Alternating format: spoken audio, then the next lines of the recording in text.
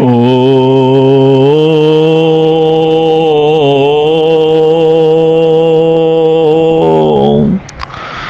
तत्वार्थ सार स्मरण स्यात् सम्यक दर्शन ज्ञान चारित्र त्रितयात्मक मार्गो मोक्षस्य भव्यानां योग्यागमसु निश्चित शरधानं दर्शनं सम्यक् ज्ञानं स्यात् अवबोधनम् उपेक्षणं तु चारित्रं तत्त्वार्थानां सुनिश्चितम्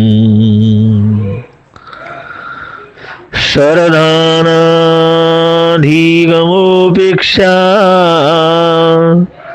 विषयत्वो विषयत्वमिताह्यत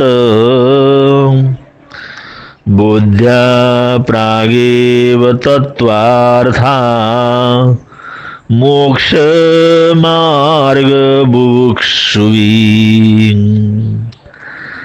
जीवो अजीवाश्रवो बन्ध संवरो निर्जरा तथा मोक्षस्य सप्ततत्त्वार्था मोक्ष मार्गै विवीण विमे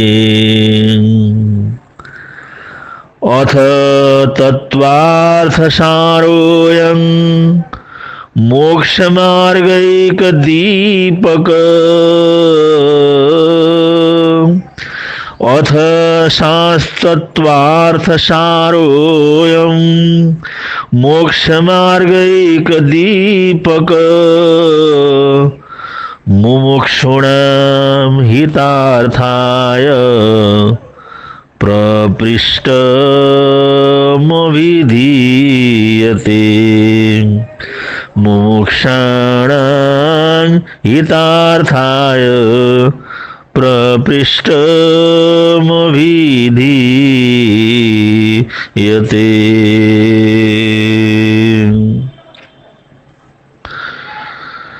सहि गगन विहारी कल्मष ध्वंसकारी दश शतकरधारी ज्योतिषा मध्यचारी विधुरपि विधियोगात् ग्रस्यते राहुणासौ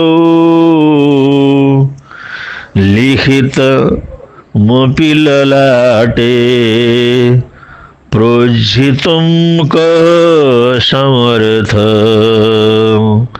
लिखितमपि ललाटे प्रोज्झितुं कः समर्थ।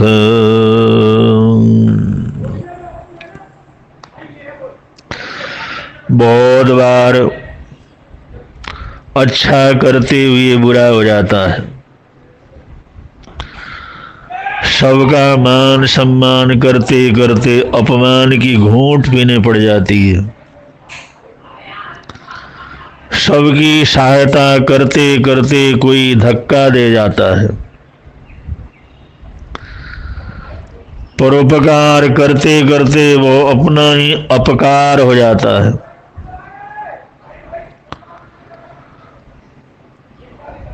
ऐसी स्थिति में उस सत्कार्य में दृढ़ता बनाए रखना बहुत कठिन काम है। मन में आ जाता है, अरे हमने किसी को तकलीफ नहीं दिया, फिर ये तकलीफ हमारे को कैसे? हमने सबको बीमारी से मुक्त किया, हमारे को इतनी भयंकर बीमारी का तोहफा क्यों? हमने सबको सहारा दिया, फिर लोग हमें क्यों धक्का देते हैं? हम तो बनाना चाहते हैं, हमारा ही क्यों बिगाड़ देते हैं लोग? ये प्रकृति, ये वातावरण, ये संसार, जहां पर कभी कभी अच्छा करते करते बुरे परिणाम सामने आते हैं, ऐसी स्थिति में तरह की शंकाओं, कुशंकाओं का होना, तरह तरह के विचारों का आना, तरह तरह का उतार चढ़ाव जीवन के अंदर आना स्वाभाविक ही है। क्या अच्छा करने का परिणाम बुरा होता है? क्यों ऐसा दिखाई देता है बुरा करने वाले बड़े आराम से रहते हैं और अच्छा करने वाले को तकलीफ झेलनी पड़ती है? झूठ बोलने वाला आराम से बच जाता है, बेईमानी करने वाला आराम से रहता है और सच बोलने वाले फंस जाते हैं। ईमानदारी से करने वाले बुरी तरह फंसा दिए जाते हैं। क्या ये कहना जैसा करोगे वैसा मिलेगा, क्या चारों तरफ दिखता है? क्या पाप करने वाले को पाप कर्मों का परिणाम उनको भुगतते हुए हम देख रहे हैं? क्या हमारे चारों तरफ बुरा करने वाले लोग आराम की जिंदगी नहीं बसर कर रहे हैं? क्या हम ऐसा नहीं देखते कि अच्छे भले लोग जो किसी का बुरा नहीं करते, उनको तकलीफ से तकलीफ में तड़पते हुए हम लोग नहीं देखते?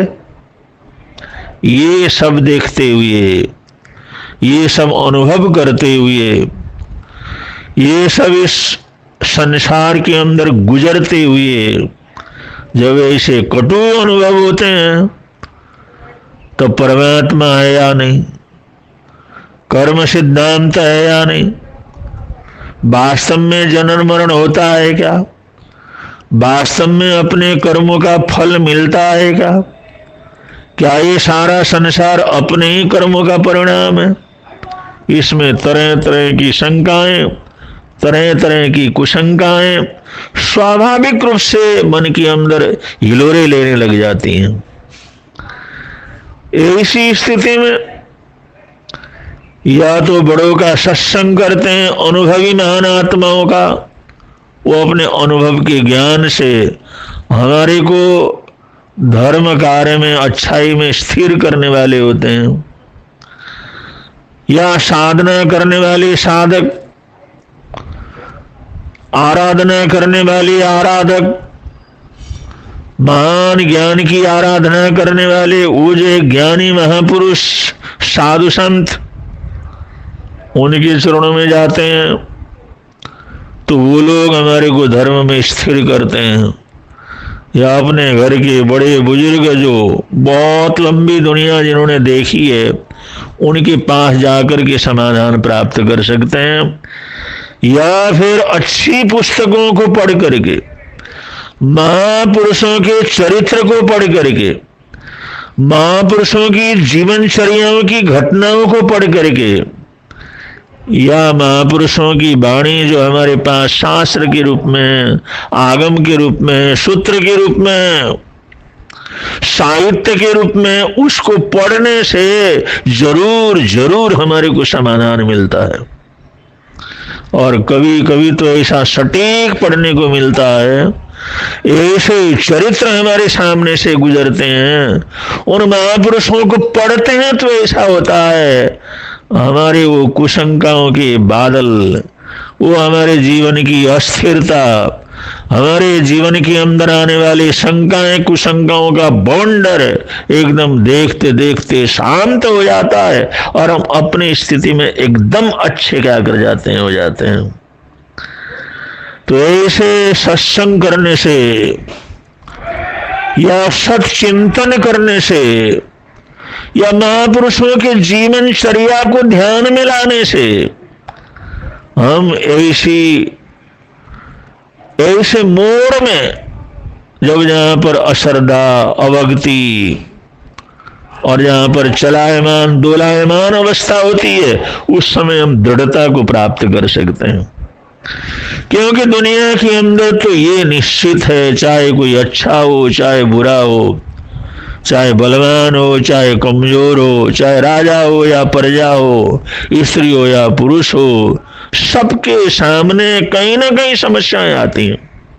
कोई ना कोई रुकावट आ जाती है, कोई ना कोई परेशानी आ जाती है, कोई ना कोई ब्लेम लगता है, कोई ना कोई तकलीफ होती है। ऐसा हर जगह हम ध्यान से अगर पढ़ें तो ये सब कुछ हमारे को मिलता है कि कोई ऐसा व्यक्ति नहीं है, बुरा व्यक्ति भी नहीं है, अच्छा व्यक्ति भी नहीं है, जिसके सामने समस्याएं नहीं आई हो, जिसके सामने दुर्दांत परिस्थिति नहीं आई हो। ये दुख, ये परेशानियां, ये तकलीफ तो हमारे जीवन के साथ रही हुई हैं और आती रहती हैं, लेकिन उस समय जो दोलायमान स्थिति होती है उसको दूर करने का प्रयत्न जरूर जीवन के अंदर करना चाहिए। यही तो यहाँ पर शास्त्रकार कर रहे हैं। सही गगन बिहारी कलमश ध्वंसकारी। स माने वह चंद्रमा, ये चंद्रमा सामने जो पूर्णमासी का चंद्रमा देख लो, 14 का चंद्रमा देख लो, पूर्ण चंद्र जो पूर्णमासी की रात्रि के अंदर इस आकाश के अंदर विचरण करता है। सही गगन विहारी, इतने लंबे चौड़े गगन के अंदर विहार करने वाला, जिस आकाश का कोई अंत नहीं है, जिस आकाश का कोई किनारा नहीं है, जिस आकाश के किनारे को कभी हम नाप नहीं सकते, कभी उस किनारे तक पहुंच नहीं सकते, ऐसे अनंत आकाश के अंदर विचरण करने वाला कलमश ध्वंसकारी। और सारा कलमश, सारा अंधकार, सारी रात्रि के दोष, उन सबको, कलमशों को नष्ट करने वाला, चारों तरफ प्रकाश प्रकाश प्रकाश फैलाने वाला,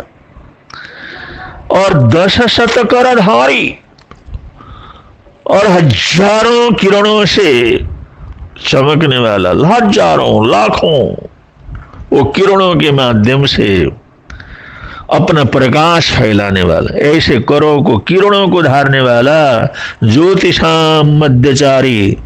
ज्योतिष जो ग्रह हैं, नक्षत्र हैं, तारे हैं, जिनकी संख्या का कोई किसी प्रकार का अनुमान नहीं है, जो असंख्यात संख्या के अंदर विद्यमान है, सारा आकाश भरा पड़ा है, उन तमाम ज्योतिष,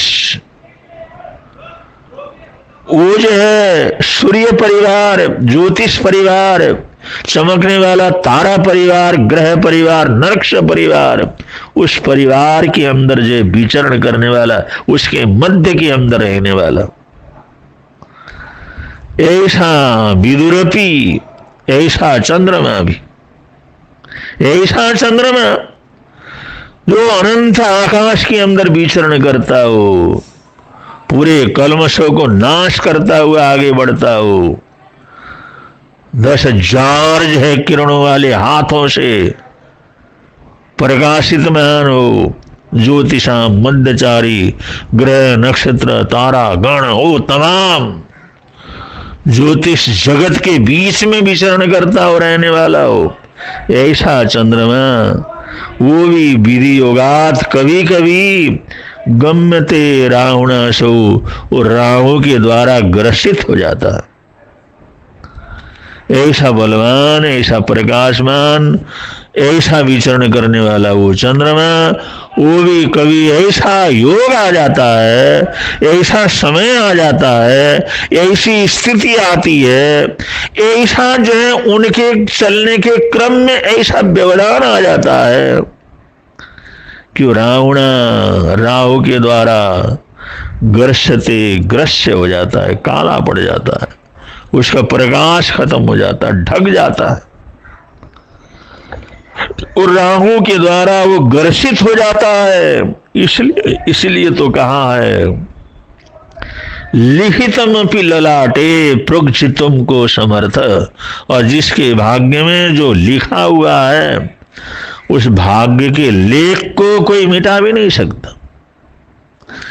अगर कोई चीज हमारे भाग्य में लिखा हुआ है तो भाग्य का लिखा वो कहीं न कहीं किसी भी प्रकार से कहीं भी रहते हुए उस भाग्य के लेख को हमारे को अनुभव करना ही पड़ता है, उससे गुजरना ही पड़ता है, वो परेशानियां झेलनी पड़ती हैं, वो तकलीफ भुगतना ही पड़ता है, उन परेशानियों का सामना करना ही पड़ता है। ये तो दुनिया के अंदर किसी को भी देख लो, कितना ही बलवान हो, कितना ही ताकतवर हो, कितना ही बलशाली हो, कितना ही वैभवशाली हो, सारी दुनिया का चक्रवर्ती क्यों न हो, वासुदेव बलदेव क्यों न हो, लेकिन तकलीफ तो सबको आती है। और इसी प्रकार तीर्थंकर भी क्यों न हो, लेकिन उनको भी अनेक प्रकार की तकलीफों से गुजरना पड़ता है। इसलिए तकलीफ आना, परेशानी आना, अच्छा करते करते बुरा हो जाना, ऐसी दुर्घटना घट जाना, ये कोई बड़े आश्चर्य की बात क्या है, नहीं है। तो इनसे विचलित होना नहीं है, इससे अपने रास्ते से भटकना नहीं है, इससे न्याय मार्ग से गलित नहीं होना है, इससे अच्छाई से बुराई की तरफ नहीं मुड़ना है। ये तो हमारे जीवन के अंदर ऐसे मोड़ आते हैं जहां पर परीक्षा में उत्तीर्ण होना है, पास होना और बहुत अच्छे नंबरों से पास होना, जो ऐसे विकट समय के अंदर, ऐसे अनचाही परिस्थितियों के अंदर अच्छा करते करते भी बुरी स्थिति अगर पैदा होती है तो ऐसे समय पर ऐसी परीक्षा देनी है, ऐसे आगे बढ़ना है, ऐसे धैर्य से आगे बढ़ना है जिससे हम उस मोड़ में, उस परीक्षा में पास हो सकें, फिर आगे हमारा जीवन दैदिप्यमान हो। फेल होना कोई जीवन की बहुत बड़ी उपलब्धि नहीं है। और ऐसा तो दुनिया के अंदर किसी के जीवन को भी देखें तो हो जाता है, परेशानियां आ जाती हैं और सबको एकदम अनुकूलता मिले, ऐसा भी क्या करता होता नहीं है। अभी पिछले 8 तारीख को सूरत में देवलोक हो गया श्री चित्त प्रसन्न विजय जी महाराज साहब का। चित्त प्रसन्न विजय जी महाराज यथा नाम तथा गुण, वो कैसी भी परिस्थिति आई उनके चित्त की प्रसन्नता में कोई किसी प्रकार की कमी नहीं आई, हमेशा चित्त प्रसन्न चित्त को जीने वाले यथा नाम तथा गुण चित्त प्रसन्न विजय जी महाराज साहब। उनका 48 वर्ष की उम्र में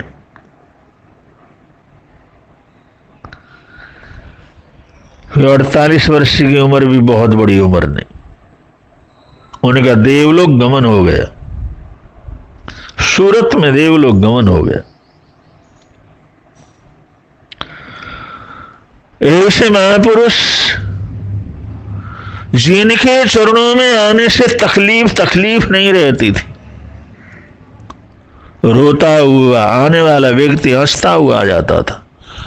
उनको उपदेश बहुत सुनने की जरूरत नहीं, उनके वंदन करने से, नमस्कार करने से, उनको देखने से, उनका आशीर्वाद लेने से ही बहुत सी तकलीफें, बहुत सी परेशानियां दूर हो जाती थी। ऐसे चित्त प्रसन्न विजय जी महाराज साहब भक्ति योगाचार्य जी महाराज साहब के परंपरा में जो अरविंद विजय जी महाराज साहब थे उनके शिष्य,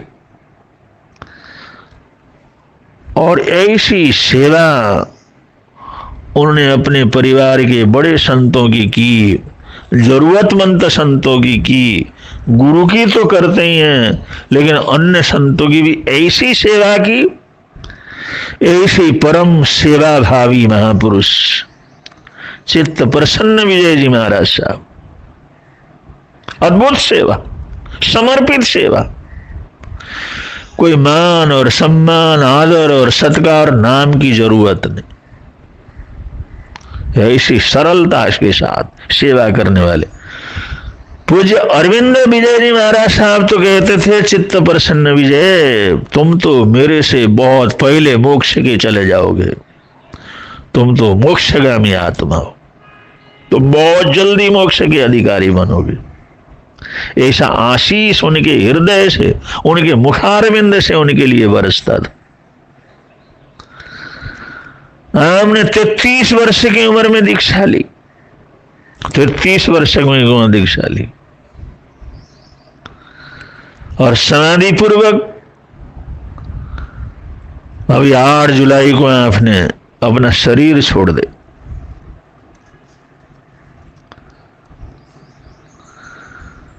पंद्रह वर्ष तक दीक्षा पाला, 15 वर्ष तक संयम के अंदर है, संयम साधना में अपने जीवन को समर्पित रखा, और स्वाध्याय और सेवा और परम सेवा, सेवा बड़ा कठिन काम है, तो सेवा में पूरी तरह से जीवन को समर्पित कर दिया था जिन्होंने। विशेष बात यह है,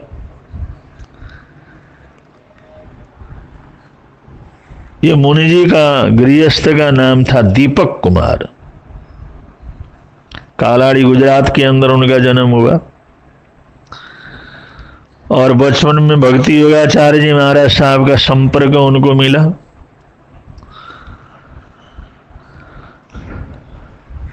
और परिवार में एक ही पुत्र होने के कारण बड़ा लाड प्यार और वात्सल्य उनको प्राप्त हुआ। परिवार के प्रत्येक व्यक्ति के लिए वो अत्यंत वात्सल्य के पात्र थे, लेकिन बचपन से उनके जीवन में वैराग्य भरी चित्त वृत्ति थी। खाने में, पीने में, पहनने में उनमें एक सरलता झलकती थी, एक धार्मिकता झलकती थी। पढ़ाई की, बम्बई के अंदर पढ़ाई की, बड़ी क्लास भी पार किया, लेकिन उसमें भी रात्रि भोजन त्याग उनके मन के अंदर बना रहता। टिफिन लेकर के कॉलेज में जाते थे।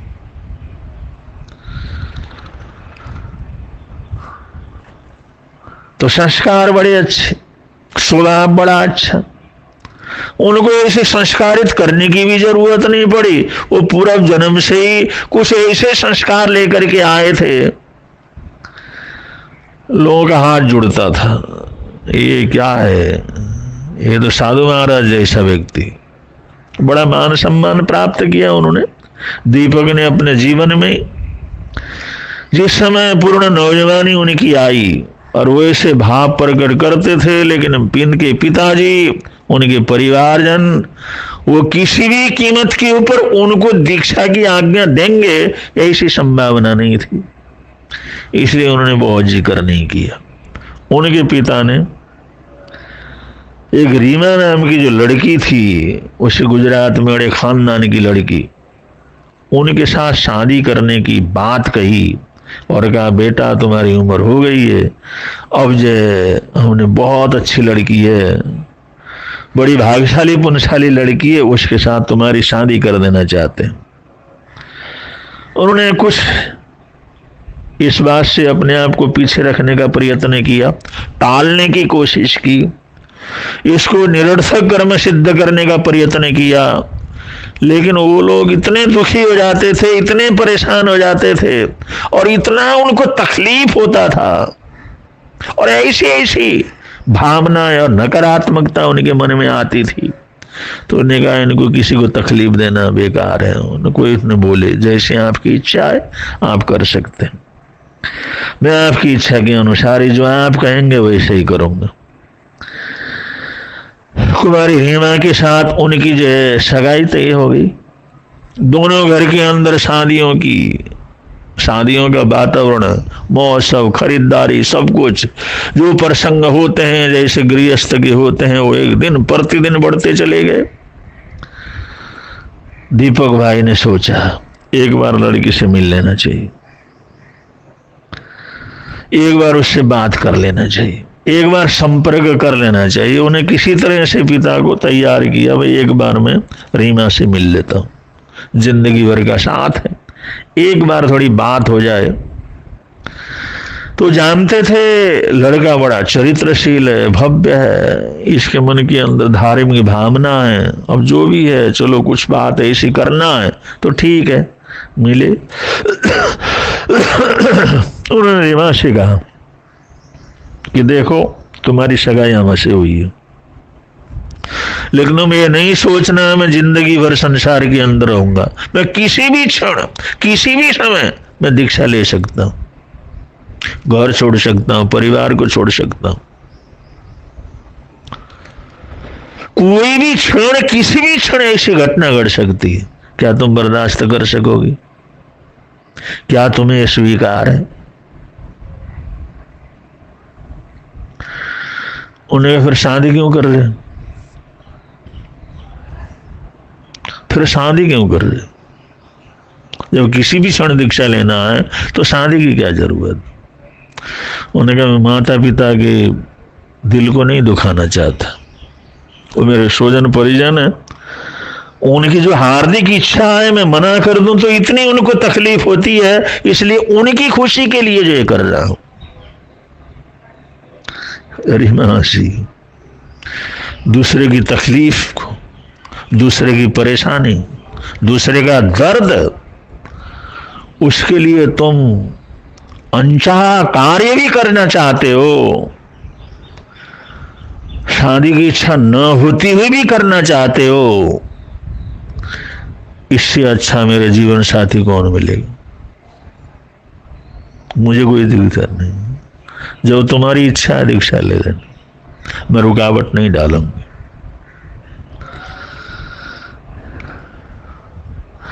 मैं जान गई तुम किसी दूसरे की इच्छा से, दूसरे की तकलीफ से, दूसरे की परेशानी में अपना नुकसान भी उठा सकते हो,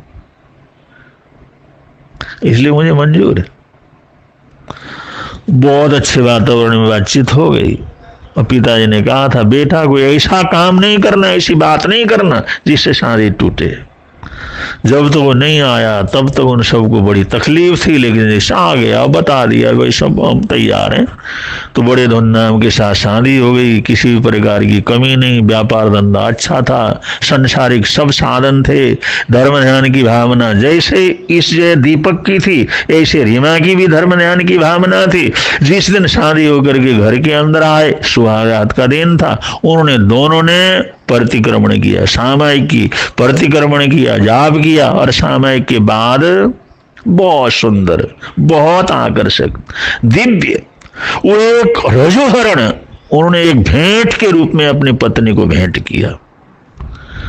जिस समय उस उपहार को भेंट किया उसको इस तरह से तैयार किया गया था, जिस समय खोल के देखा तो ऐसा भव्य रजोहरण, सुंदरतम रजोहरण उसके अंदर पैक किया हुआ था। उस उपहार को जिस समय देखा और अपने पति की तरफ जिस समय देखा, उन्होंने कहा देवी मैं रजोहरण का ही उपहार तुम्हें दे सकता हूं, इससे अलावा कुछ नहीं दे सकता। मैंने संसार में रुलना नहीं है, हमने संसार में भटकना नहीं है, हमने संसार में बहना नहीं है। जब मौका मिले तो इसको हमने गुरुदेव के हाथ से लेना है और यही भेंट तुम्हारे को मैं दे रहा हूं। उसी समय उन्होंने निश्चय किया कि आपके इस रजोहरण को मैं स्वीकार करती हूं। रजोहरण को स्वीकार करने का मतलब उस साधु के रजोहरण ग्रहण करने का मतलब अब ब्रह्म नहीं, ब्रह्म वर्त के अंदर हमेशा रहेंगे। तो उन्होंने कहा जब तक समय रहेगा, समय नहीं आएगा, हम घर के अंदर ही रहेंगे, लेकिन भाई बहन की तरह रहेंगे, राग से नहीं, एकदम प्रेम सद्भावना पूर्वक रहेंगे। दोनों ने भीष्म प्रतिज्ञा कर ली, अद्भुत प्रतिज्ञा कर ली और वो समय बीतता चला गया। एक ही घर में, एक ही मकान में, एक ही कमरे में वहीं पर रहते रहे। ऐसे रहते हुए 1 साल नहीं, 2 साल नहीं, 3 साल नहीं, सालों साल बीतते गए, महीने बीतते गए, समय बीतता चला गया, लेकिन इनका जीवन धर्म ध्यान में, सेवा में, स्वाध्याय में, धर्म ध्यान में, सेवा सहयोग में, ऐसे कामों में उनका चलता रहा। घर परिवार वाले सोचते हैं क्या बात है, आगे कुछ हुआ नहीं, ये वो तो बात कुछ अलग ही थी। 8 वर्ष जिस समय व्यतीत हो गए, 8 वर्ष व्यतीत हो गए, तब परिवार वालों को भी पता लगा इनकी स्थिति है कि परिवार को तकलीफ न हो, उन स्वजन संबंधियों को तकलीफ न हो, इसलिए 8 वर्ष तक उस वैवाहिक जोड़े ने अपने जीवन को पूरी तरह से ब्रह्मचार्य के बगीचे में व्यतीत किया। उस पवित्र संयम में व्यतीत किया। कितनी बड़ी बात है, कितना बड़ा त्याग है। आज के वातावरण में ऐसे ऐसे लोग भी होते हैं, और 8 वर्ष ऐसे व्यतीत करने के बाद जिस समय परिवार वालों ने कहा ऐसी आत्माओं को रोकना ये तो बहुत बड़ा जो है अंतराय लगेगा, उनकी आज्ञा हुई और उन्होंने दीक्षा अंगीकार की। और सारा जीवन वो दीक्षा के रूप में जो उन्होंने जो 33 वर्ष की दीक्षा ली, और दीक्षा लेने के बाद उस दीक्षा में ऐसे पारंगत सेवा में, स्वाध्याय में, ज्ञान ध्यान में जैसे गुरु की आज्ञा थी उसी तरह उन्होंने बराबर उस चीज को जो है जीवन के अंदर अपनाया और जीवन के अंदर संयम की साधना ऊंची की, और 15 वर्ष की दीक्षा का उन्होंने पालन किया। और कुशाम्बा से अभी जैसे ही चले सेवा के लिए जा रहे थे, एकदम ब्रेन टॉक हो गया और हाईवे के ऊपर गिर गए और वहां पर वो बेहोश हो गए। कोई आदमी उधर से जा रहा था, उसने देखा भाई ये संत मुनिराज ऐसे पड़े हैं, उनको ले जाकर के हॉस्पिटल में भर्ती करवाया। वहां पर जो है अंकलेश्वर हॉस्पिटल के अंदर भर्ती किया, और अंकलेश्वर वालों ने कहा भाई स्थिति खराब है तो इनको सूरत ले जाना पड़ेगा। सूरत के अंदर ले गए। सूरत के अंदर उनका ऑपरेशन भी हुआ, 4 घंटे का बड़ा ऑपरेशन हुआ। किसी भी तरह से बचाने की कोशिश की, लेकिन डॉक्टर ने कहा भाई हो तो गया ऑपरेशन, लेकिन जो स्थिति कोई कंडीशन अच्छी नहीं है, हमारे को तसल्ली नहीं है। तो वहां पर श्रावक सन ने निश्चय किया हॉस्पिटल के अंदर भी अगर ऐसी स्थिति है तो उनको लेकर के संघ उपाश्रय के अंदर ले आए। वहां पर नवकार मंत्र का धुन और वातावरण, स्वाध्याय साधना और वो माहौल, उस माहौल के अंदर उनको रखा। और जो क्योंकि निर्णय लिया भाई अब ठीक नहीं होना, समय ऐसा आया है तो इनको हॉस्पिटल के अंदर रखने की बजाय पंडित मरण का भाव बने।